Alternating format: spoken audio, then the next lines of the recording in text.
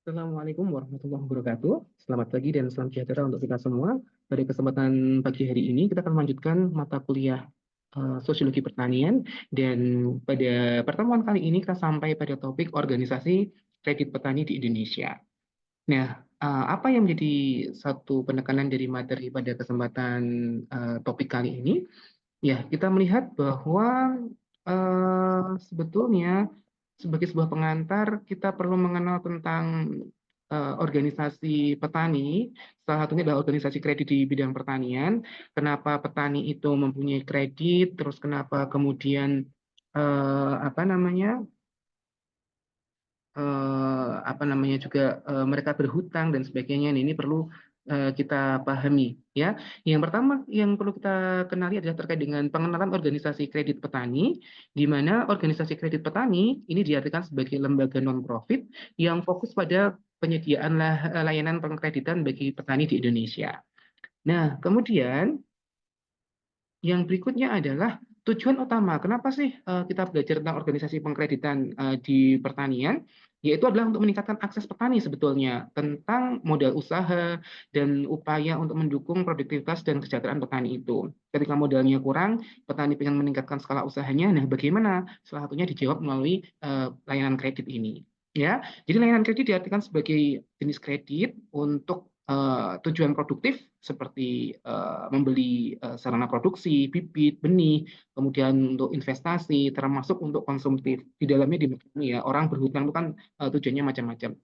Lalu juga untuk pemberdayaan petani, untuk pendampingan, pelatihan dan sebagainya, yang itu ternyata kalau nggak ada modalnya ya terpaksa kita harus berhutang dulu atau menggunakan kredit. Termasuk juga kemitraan strategis, yaitu bekerjasama dengan pemerintah, dengan berbagai macam lembaga keuangan, dan lembaga-lembaga lain yang sekiranya bisa digunakan untuk layanan yang bisa menyediakan sumber-sumber pinjaman bagi petani maupun kegiatan dari petani itu sendiri. Nah, kenapa sih sebenarnya petani bisa berhutang? Kenapa seringkali pendapatannya kecil, kemudian berhutang lagi, nggak bisa menyaur, nggak bisa membayar hutang, pinjam lagi, dan terus saja roda-rodanya itu seperti itu. Nah, kita lihat bahwa ternyata petani memerlukan satu modal, baik berupa input dalam produksi usaha taninya, dan biasanya ini eh, akan berjalan manakala tersedia modalnya. Ya, ada sarana produksinya, ada prasarananya, ada berbagai macam modal yang diperlukan, sehingga kalau ini tidak ada, ya maka bidang usaha tani nggak akan bisa berjalan. Dan besar kecilnya modal ini adalah penentu tentang sikap petani dalam memilih komoditas dan bahan yang akan dimanfaatkan. Kalau modalnya banyak, apakah pupuk itu akan terpenuhi secara maksimal keseluruhan kebutuhannya, atau karena modalnya terbatas, hanya pupuk tertentu yang kemudian diberikan. Nah, ini yang menentukan kenapa besar kecilnya modal dalam bidang pertanian yang dimiliki oleh seorang petani itu penting banget untuk menentukan eh, skala usahanya. Nah, skala produksi yang harus dipenuhi seorang petani yang pertama adalah lahan. Dan ini juga tergantung ya, ada yang lahannya dimiliki sendiri, ada yang nyewa, kemudian benihnya juga tergantung nanti apakah bisa beli benih varietas unggul atau benih yang ala kadarnya, pupuk apakah lengkap atau tidak, pestisida apakah perlu diberikan atau tidak, apakah menggunakan pestisida kimia atau alami, termasuk juga penggunaan tenaga kerja tambahan dan sebagainya. Termasuk pada akhirnya akan memunculkan menyediakan tidak sarana biaya-biaya produksi, biaya-biaya operasional yang lain seperti biaya pengangkutan, biaya pengemasan, biaya pemasaran dan sebagainya. Nah, lagi-lagi ini semua akan dialokasikan oleh petani dengan melihat kemampuan ataupun modalnya. Nah, sejarah tentang pengkreditan organisasi munculnya kredit di bidang pertanian itu di Indonesia muncul pada tahun 1990, di mana ada pendirian organisasi kredit petani di Indonesia. Kemudian 1995 itu perluasan jaringan kredit di sentra-sentra pertanian. Lalu 2005 itu muncul produk kredit mikro khusus untuk petani. 2010 berbagai macam bentuk kredit untuk menunjang aktivitas pertanian dan juga melindungi petani peminjam. serta untuk yang tahun 2015 itu kolaborasi dengan pemerintah untuk mendukung terkait dengan penguatan aspek ketahanan pangan, dan di 2020 kemarin itu adalah adanya inovasi digital untuk mempermudah akses kredit bagi petani ya. Jadi ada pinjaman online dan sebagainya itu termasuk diperuntukkan bagi petani sudah muncul juga. Nah, sekarang kita review lagi. Kenapa petani bisa berhutang? Kenapa ya? Ya, kita menyadari bahwa biaya hidup semakin tinggi, banyak yang harus dipenuhi, terlebih lagi pemenuhan kebutuhan itu diperlukan juga kebutuhan yang lain untuk tambahan modal usaha tani. Nah, jika tidak mampu, maka dalam hal ini eh, tentu akan mencari alternatif modal yang lain. Tidak mampu untuk membiayai usaha taninya dari modal sendiri, maka akan mencari pinjaman dari modal yang lain. Nah, pendapatan petani yang rendah pada akhirnya terjadi karena lahan usaha tani yang dimilikinya juga kecil, kemudian udah gitu lahannya kecil, produktivitasnya rendah, terus lagi kondisi alamnya tidak menentu, tidak bisa diprediksi, terus lagi juga ala kadarnya inputnya. Nah, lagi-lagi hasilnya juga akan sejalan, apa namanya tidak maksimal juga. Nah, dalam hal ini diperlukan adanya bantuan permodalan yang disediakan oleh pemerintah yang bisa diakses dengan baik. Nah, sayangnya ini tidak semua akses kredit itu mudah diperoleh oleh petani. Ya, banyak persyaratan yang harus dipenuhi, ada regulasi berbelit, ada jaminannya, ada surat tanah yang diminta ataupun motor dan sebagainya sebagai sumber agunan. Kemudian juga petani terbatas pengetahuan dan informasi terkait dengan layanan kredit yang disediakan pemerintah, sehingga mereka nggak tahu, malah mungkin nanti akan pergi ke lembaga kredit yang lain ya, termasuk pihak bank sangat berhati-hati atau tidak sembarangan dalam menyalurkan dana dari pemerintah. Nah, mesti nih pemerintah itu menggunakan bank sebagai lembaga untuk menyalurkan kredit pemerintah kepada petani. Dan mesti kan ke bank itu tidak gampang, harus antri, harus melek teknologi rasa-rasanya seperti itu ya, buka rekening gitu ya, ATM dan sebagainya. Nah, kalau ini dirasa sulit, maka ya petani akan berpikir lagi untuk mengakses dana-dana atau bantuan resmi dari pemerintah. Nah, inilah yang pada akhirnya menyebabkan kalau tidak berhutang pada pemerintah, lembaga yang resmi, kemana petani berlari atau mencari hutang atau pinjaman itu? Petani yang tidak memiliki modal cukup atau modalnya terbatas, maka ke banknya pun akan susah, malu dia akan lari ke pihak swasta. Pihak swastanya itu bisa kemudian perorangan ataupun organisasi resmi di pedesaan, entah lembaga kredit atau BLT dan sejenisnya. Nah, biasanya karena petani nggak punya agunan, dia akan menjaminkan pinjaman akan kita bayarkan, akan saya bayarkan pada saat setelah panen selesai. Namun pada faktanya ternyata seringkali dari hasil panennya tidak sesuai dengan ekspektasi, kemudian hasil panennya tidak memenuhi kebutuhan, tidak bisa dijual dengan seharga yang dipinjam. Ya, pada akhirnya dari sini kemudian terjadi harga jualnya rendah, apalagi kalau lebih parahnya gagal panen, produksinya rendah. Nah, ini menyebabkan petani semakin tidak bisa membayar hutang. Nah, sayang banget. Nah, udah nggak bisa bayar hutang, untuk modal tanam berikutnya lagi ya terpaksa pinjam lagi, pinjamannya semakin bertambah, suku bunganya juga semakin meningkat. Akhirnya dari satu bagian ini kita akan tahu bahwa petani bakal lama-lama semakin terlilit hutang. Apalagi terkait dengan minimnya pengetahuan, prosedur kredit pinjamannya juga nggak jelas, nggak paham, bunga pinjamannya di awal tidak memahami bahwa oh ternyata bunganya sekian persen, harus ada jaminan agunan yang itu mungkin bisa ditarik sewaktu-waktu dan sebagainya. Ya, nah akhirnya bagaimana ketika petani sudah tidak bisa membayar utang?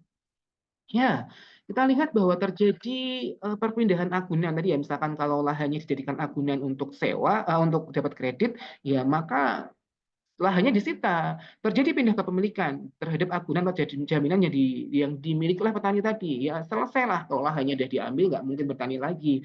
Atau utang yang semakin besar akan semakin menghambat usaha yang lain, baik dari segi yang berhutang maupun yang memberi hutang. Terutama pada kasus yang memberi hutang adalah kayak bank pelecet atau lembaga tengkulak yang tidak resmi seperti itu. Pembayaran hutang akan semakin lama ya, tagih hutang semakin bertambah apabila berlaku suku bunga yang semakin besar juga. Dan pada akhirnya penagihan ke rumah petani itu menimbulkan efek palu bagi petani dan keluarganya. Akhirnya insecure, pikiran, ketenangan, ketentraman terusik, terganggu, ya sampai pada akhirnya bisa saja petani terus di blacklist, terkena sanksi sosial sampai menyebabkan dia tidak bisa mendapatkan kredit atau pinjaman lagi. Nah, miris sekali ya sampai sini bagaimana kemudian seorang bekerja dengan resiko pekerjaan yang tinggi, kemudian dia berhutang dengan niatan awalnya adalah untuk meningkatkan usaha taninya dan menjaminkan hasilnya nanti untuk bisa bayar utang, ternyata tidak seperti yang diekspektasikan, malah berhutang, berhutang, berhutang, dan berhutang lagi. Inilah jerat-jerat kemiskinan di kehidupan seorang petani. Nah, sebetulnya sudah banyak juga lembaga keuangan yang itu memfasilitasi petani. Bisa juga berupa lembaga keuangan. Banyak petani yang meminjam lewat kredit usaha kecil atau KUR. Kemudian ini bisa juga pergi ke tengkulak ya dengan jaminan apa namanya ijon ya. Nanti klausulnya adalah panen ya panennya digunakan untuk bayar hutang dulu. Kalau masih ada kelebihan ya petani masih punya pendapatan, tapi kalau kurang atau bahkan impas ya berarti habislah hasil panen untuk membayar modal awal tadi. Nah, bisa juga lembaga yang sifatnya non bank bisa berasal dari apa namanya ya mungkin dari kayak BMT, kayak koperasi, lembaga kredit kecil, baik yang resmi maupun yang tidak resmi, ya begitu. Termasuk juga petani sebetulnya bisa meminjam, ada kalanya baik nih kios sarana produksi. Petani bisa mendapatkan sumber pembiayaan dari kios sarana produksi. Kalaupun tidak dalam bentuk fresh money, biasanya dalam bentuk pupuk, bibit, gitu ya, dengan pembayaran tunda maupun nanti bisa menyerahkan panen pada saat panennya sudah tiba. Terus lagi ada koperasi khusus di bidang pertanian dengan bentuk misalkan di kelompok tani dikembangkan koperasi untuk memberikan kemudahan dengan asas kekeluargaan untuk peningkatan dan pengembangan potensi pertanian. Baik nanti pelayanannya bisa berupa penyediaan pupuk, bibit, alat pertanian, dan sebagainya.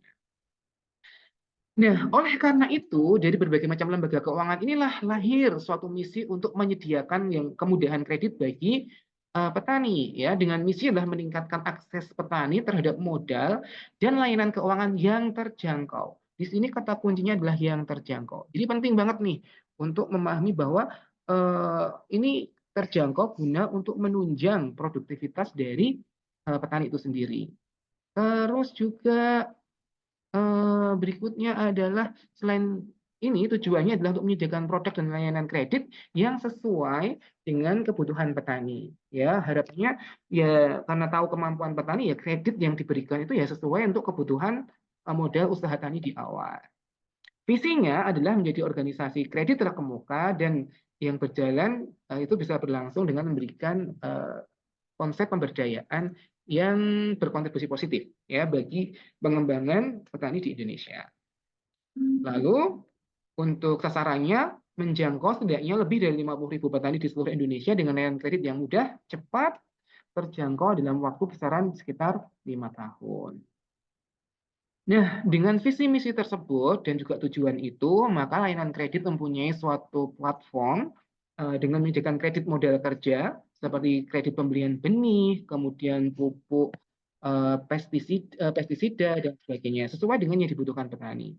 Lalu ada kredit investasi pertanian, ya pinjaman jangka panjang untuk membiayai pengadaan aset-aset seperti pembelian lahan, alat pertanian, termasuk mendukung infrastruktur irigasi, misalkan apa namanya pompa untuk menyedot air dari dalam tanah, ya itu juga bisa dimungkinkan dengan layanan kredit dari lembaga kredit tadi itu. Nah, kreditnya untuk pembiayaan semua aktivitas budidaya pertanian seperti dari persiapan lahan, kemudian juga apalagi sorry ada penanaman, kemudian pemeliharaan tanaman sampai dengan panen. Terus lagi juga Kredit layanan pasca panen juga ternyata ada juga, mulai dari pengolahan, penyimpanan, sampai dengan pemasaran. Pemasaran seperti misalkan kredit untuk penyediaan packing tempat apa namanya mengemas dari hasil panennya, kemudian juga berjejaring dengan tengkulak dan sebagainya, ya seperti itu. Dan juga kredit mikro pertanian yang lain untuk membiayai kebutuhan usaha tani petani-petani kecil dan juga petani yang sifatnya subsisten. Nah, oleh karena itu pemerintah juga menyelenggarakan kemitraan dengan berbagai macam bank, pertanian dan sebagainya, ya termasuk organisasi-organisasi lain non swasta dan pemerintah ataupun BUMN seperti Pupuk Indonesia, kemudian mungkin perusahaan benih, perusahaan bibit dan sebagainya. Ya, kemudian selain juga dituntut adanya inovasi produk atau kredit dari suatu organisasi kredit tadi itu, diantaranya adalah melalui organisasi kredit petani di Indonesia yang telah mengembangkan skema, misalkan angsuran yang fleksibel, barangkali tidak mengangsur bulanan, tapi 4 bulanan ketika panen, atau mungkin panen saat ini mengangsur 50%-nya dulu, berikutnya 50% dulu, atau 75% dulu, baru kemudian 25% dulu untuk pelunasan. Nah, itu dibuat lebih fleksibel. Termasuk dengan adanya kredit investasi untuk pembelian alat-alat pertanian modern supaya usaha tanian lebih modern, efektif, efisiennya terjadi sehingga keuntungannya menjadi lebih besar, pendapatan petani juga akan naik. Nah, ini berupa fleksibilitas. Nah, contoh yang lain bentuk-bentuknya yang sudah pernah ada diantaranya adalah tentang program petani mandiri atau PPM melalui kredit petani mandiri. Nah, ini modalnya bisa berupa berwujud barang kepada petani. Terus juga, nah ini yang pernah banyak juga diteliti oleh mahasiswa skripsi, pengembangan agribisnis, usaha agribisnis pedesaan tentang bantuan pinjaman modal. Kartu tani berupa kartu ATM yang hanya khusus dimiliki oleh petani, dan ini adalah untuk mendistribusikan subsidi pupuk terutama. Lalu ada lagi program keluarga harapan atau bansos yang bersyarat kepada keluarga yang ditetapkan sebagai penerimanya, dan biasanya adalah keluarga miskin atau keluarga kurang mampu, dan kebanyakan dari mereka adalah petani juga, ya begitu. Ada juga hibah yang dikompetitifkan untuk modal usaha, mengembangkan wirausaha di bidang pertanian. Ada hibah dari Kementerian Pertanian, ada yang dikompetisikan, hibah untuk wirausaha petani milenial, ya, termasuk yang ada dari pemerintah adalah KUR pertanian yang bisa diakses oleh pembiayaan usaha tani, ya. Kemudian juga LKMA, Lembaga Keuangan Mikro Agribisnis, untuk jasa penyimpanan dan kredit usaha tani. Biasanya model koperasi dan LKMA ini adalah model untuk mengembangkan kelompok tani menjadi lembaga keuangan dari petani itu. Ada lagi bantuan langsung masyarakat atau BLM yang merupakan dana bergulir, terus juga ada dana penguatan modal usaha ekonomi pedesaan atau DPM LUEP, ada juga sistem pelayanan pembiayaan pertanian atau SP3 dan banyak lagi, ya. Nah, lalu bagaimana mekanisme terkait dengan bisa nggak ya, apakah setiap petani itu bisa? Itu pada prinsipnya bisa dengan syarat bahwa mereka harus mengikuti prosedur yang berlaku, ya, misalnya mendaftar terlebih dahulu, kemudian yang berikutnya setelah mendaftar adalah biasanya di pendaftaran ini ada beberapa profil usaha yang harus dicantumkan, jaminan, dan rencana penggunaan dananya untuk apa. Kemudian ada verifikasi data dari pihak penyedia kredit, ya, apakah kemudian petani ini bisa layak didanai, disupport, dibantu, ataupun tidak. Apakah ada dana kredit tunggakan atau tidak, gitu ya. Kemudian ada analisis kelayakan tentang mampu nggak ya membayar nanti, yakin nggak ya usaha taninya nanti bisa BEP, bahkan bisa untuk bayar hutang, dan mungkin resiko kredit yang timbul. Nah, baru setelah itu ketika sudah dinyatakan layak, akan berlanjut. Kalau tidak layak ya berhenti, tidak jadi dilanjutkan untuk kreditnya. Di survei lapangan ini akan dicek langsung ke lokasi usaha, benar nggak ya petani luas lahannya segitu, lagi nanam apa, ya, untuk mengetahui kondisi usaha tadi dan jaminan yang dimiliki. Sampai pada akhirnya kalau dinyatakan layak lagi, akan ada suatu keputusan berdasarkan analisis dan survei tersebut untuk disetujui atau ditolak pengajuan kreditnya. Baru setelah oke, nanti akan ada pencairan dana, dan juga ada monitoring dan evaluasi. Ya, begitu. Penggunaan kredit selama ini banyak sekali yang biasanya kisaran, ya bisa didefinisikan mungkin kisaran bunganya itu beragam juga. Ini sebagai contoh saja, kemudian jangka waktunya bisa kemudian bermacam-macam. Ada yang mungkin 1 tahun, atau mungkin berdasarkan masa tanam, bisa juga berkaitan dengan apa namanya, jumlah maksimal pinjaman, tingkat kemudahan pengajuannya, dan berbagai macam fitur-fitur yang selama ini sudah diakses oleh petani. Nah, baik teman-teman, selanjutnya, ketika program kredit ini sudah disediakan dan punya cita-cita, punya tujuan untuk memberikan kemanfaatan pada petani, lalu sejauh mana dampak kredit terhadap usaha tani saat ini? Kita lihat. Dengan adanya bantuan kredit, petani bisa membeli input usaha tani, ya, bibit unggul, pupuk, dan sebagainya, sehingga terjadi peningkatan hasil panen. Ya, karena dengan menggunakan input yang lebih lengkap, sarana yang lebih baik, maka panennya pun bisa meningkat. Yang kedua, jelas dengan hasil panen yang semakin meningkat, efek bola salju yang berikutnya adalah peningkatan pendapatan, ya, karena tadi menggunakan input yang bagus yang disupport oleh kredit, ya maka dia akan semakin perform juga usaha taninya. Nah, pada akhirnya termasuk akan mencapai perbaikan gizi keluarga karena hasil panennya juga dikonsumsi barangkali oleh keluarga, oleh masyarakat, dan juga peningkatan pendapatan dan kesejahteraan, termasuk juga peningkatan kemampuan berinvestasi karena dari pendapatan yang diperoleh tadi, selain untuk bisa membayar utang kembali, sebagian keuntungan juga bisa dimanfaatkan untuk berinvestasi. Entah itu berinvestasi untuk nanam ke nyewa lahan tetangganya, ataupun lama-lama nanti akan investasi untuk beli lahan yang lebih luas.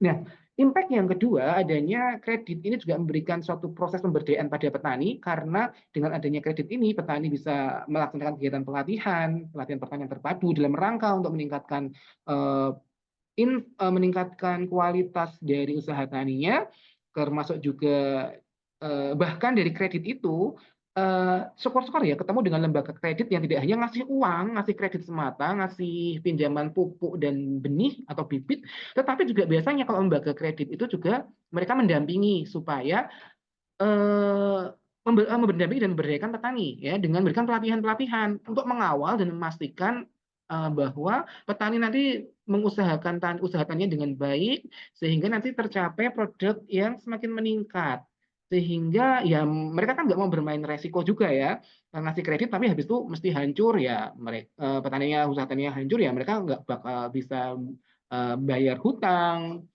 koperasi atau lembaga kreditnya, ya nggak dapat pinjaman itu, dan itu mereka nggak mau sampai seperti itu, sehingga mereka melakukan pemberdayaan petani, ya, mulai dari ngasih pelatihan pertanian terpadu, pendampingan dan pemasaran hasil panen, bahkan mungkin termasuk diklaim juga sebenarnya ini loh kayak CSR atau kayak hasil pendampingan dari program koperasi tersebut gitu, ya, termasuk bantuan akses pembiayaan untuk kegiatan yang lain ketika melihat bahwa produksinya bagus tapi masih lemah di pemasaran, support lagi di situ. Nah, bisa juga seperti itu, termasuk bimbingan manajemen usaha, bagaimana memasarkan secara online, bagaimana bermitra, mengembangkan skala usaha, skala kelompok, dan sebagainya.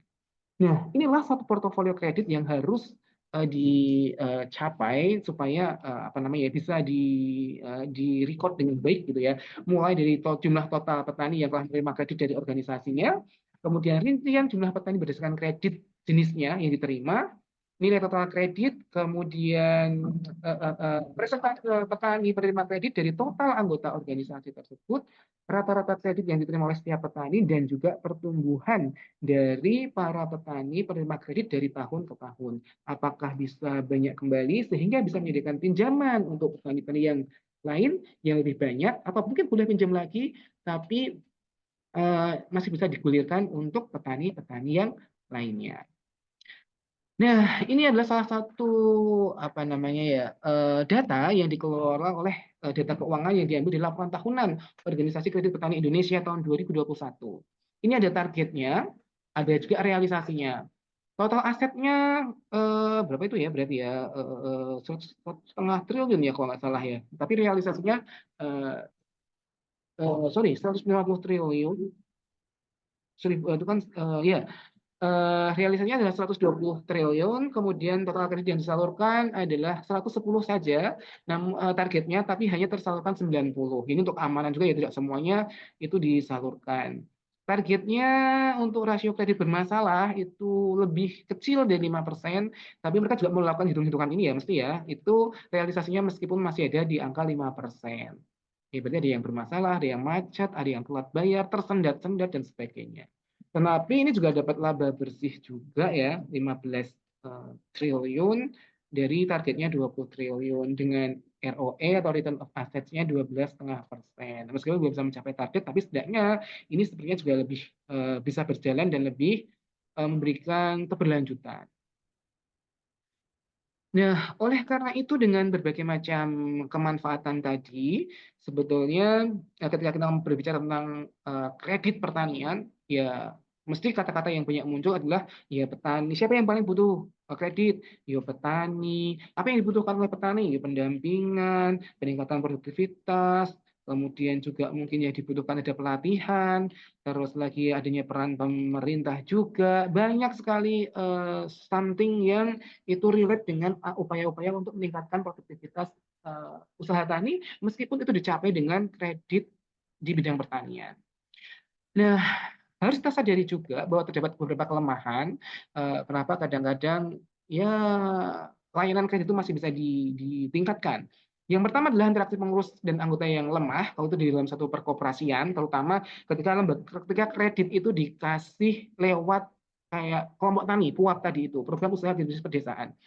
Ternyata bendaharanya kurang telaten, anggotanya lebih galak dari yang bendahara yang nagih dan mengingatkan. Ya akhirnya kadang-kadang kalau tidak terkontrol dengan baik, ya wes, anggota meremehkan. Ah nanti ini kan program hibah, ngapain harus mengembalikan? Ya yang kayak gini awal mula nanti yang menyebabkan kredit macet, wes pemerintah males lagi gitu ya. Terus juga dana PUAP yang diterima oleh petani seragam dan tidak melihat kebutuhan real dari petani. Kadang-kadang dipukul rata, padahal mungkin kebutuhan setiap petani itu beda. Ada yang punya pupuk, cadangan pupuk, ada yang enggak sama sekali. Nah, ini dipukul rata.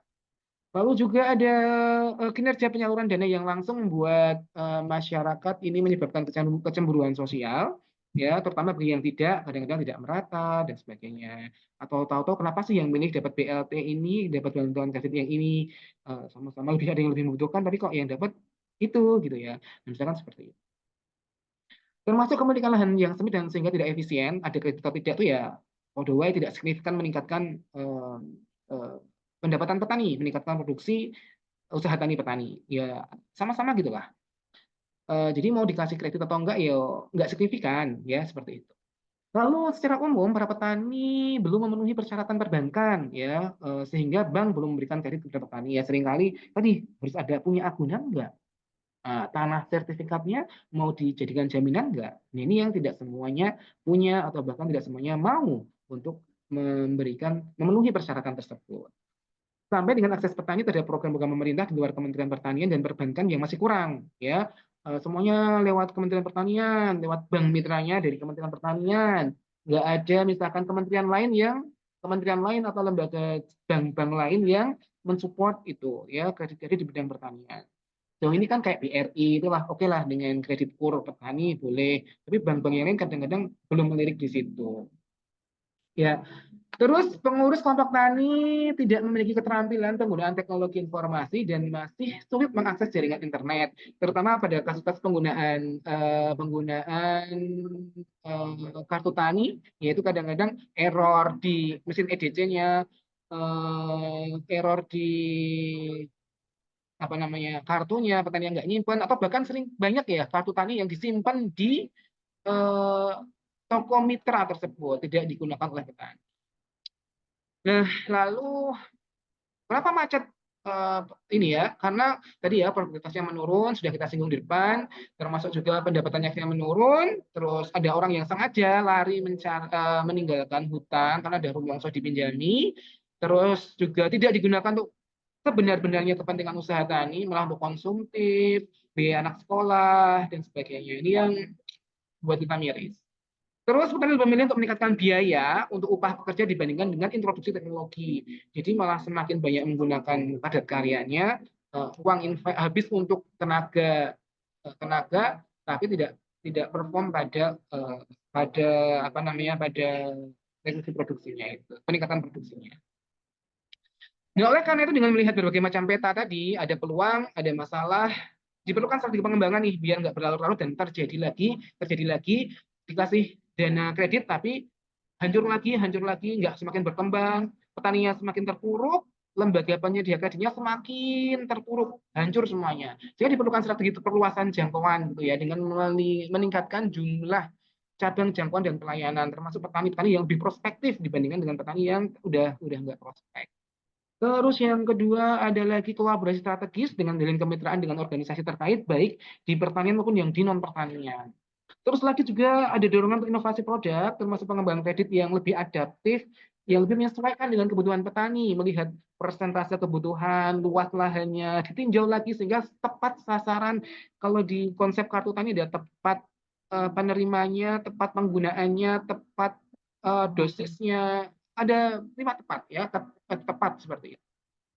Termasuk juga harus ada bentuk pendampingan kepada petani, pelatihan, pendampingan, agar petani itu benar-benar ketika menerima kredit itu ya digunakan dengan baik dan didampingi oleh entah penyuluh atau pemberdaya atau fasilitator di lembaga kredit tersebut, sehingga kemampuan penggunaan kreditnya benar dan cita-citanya lurus sesuai dengan peningkatan produksi usaha tani, peningkatan pendapatan bisa bayar utang. Nah, oleh karena itu lagi-lagi pemerintah nggak bisa dilepaskan ya dari penjaminan seperti ini, diperlukan kerjasama untuk penyediaan pinjaman modal, bantuan teknis, subsidi bunga, jaminan kredit, insentif pajak, regulasi pendukung. Ini peran pemerintah sangat sangat sangat penting. Walaupun seperti petani itu tidak punya agunan, tapi dengan ada jaminan regulasi dari pemerintah, kita yakin ya bahwa lembaga kredit manapun itu akan mensupport dan tidak ragu untuk memberikan kredit kepada petani. Nah, dengan adanya keterbatasan sumber daya keuangan tadi bisa dilibatkan banyak kolaborasi, kemudian juga perlunya peningkatan dari rendahnya literasi keuangan petani. Ya, petani juga harus diedukasi, termasuk harus diajarkan tentang literasi finansial, modalnya petani berapa, nanti panen itu berapa, harus punya hutang berapa, harus dipahamkan. Jangan kemudian terima uang, oh ini untung, kemudian konsumtif, nggak boleh. Termasuk juga adanya infrastruktur pendukung yang masih terbatas saat ini, irigasi dan sebagainya harus disupport juga untuk meningkatkan produksi petani. Resiko kredit yang tinggi juga harus diantisipasi dan dalam hal ini pemerintah bisa turun tangan memberikan satu jaminan sehingga petani bisa mendapatkan fasilitas tersebut. Termasuk juga perlu sinergi dan koordinasi dengan pemangku kepentingan yang lain untuk memperkuat ekosistem dari usaha tadi yang lebih produktif. Nah, ini ada berbagai macam strategi yang dilakukan oleh pemerintah, walaupun tidak pakai kredit, itu pemerintah menggunakan subsidi. Subsidinya itu apa saja? Yang pertama adalah subsidi berupa bunga yang bayar pemerintah, misalkan atau bunganya dikurangi, sebagian yang dikelola oleh pemerintah. Kemudian dari subsidi alat mesin pertanian, kemudian juga subsidi pupuk, subsidi benih, sampai dengan subsidi bahan bakar. Ya, kalaupun nggak ngasih uang fresh, ngasih kredit, ya setidaknya ada subsidi-subsidi ini. Tapi perlu ditekankan juga bahwa subsidi ini harus tepat sasaran. Harus dikaji lagi, karena riset kami tentang impor beras kebijakan strategis ini dari tinjauan segi konsumen dan produsen, ternyata petani lebih merasa memerlukan daripada subsidi pupuk, tapi nanti di subsidi pupuknya murah modelnya, tapi nanti ketika harga panen jatuh, ya ternyata memerlukan kedua-duanya. Subsidi pupuk supaya harga input produksi yang disiapkan petani rendah, tapi pada saat nanti panen itu juga disubsidi lagi supaya harga harga berasnya juga mahal, nggak malah kebanjiran impor. Jadinya ya ngapain pemerintah ngasih subsidi pupuk murah, tapi begitu panen berhamburanlah beras-beras impor, yo harga beras petani hancur turun begitu ya, ya akhirnya nggak ngefek apa yang sudah disampaikan diberikan subsidi di awal tadi itu. Nah, teman-teman, dengan melihat berbagai macam peran dari dan dinamika dari organisasi kredit pertanian di Indonesia tadi itu, kita tahu bahwa ternyata kredit diperlukan dan memberikan kemanfaatan dan memerlukan pendekatan pemberdayaan. Nah, sehingga keberadaan kredit pertanian itu masih sangat penting dengan karakteristik petani di Indonesia.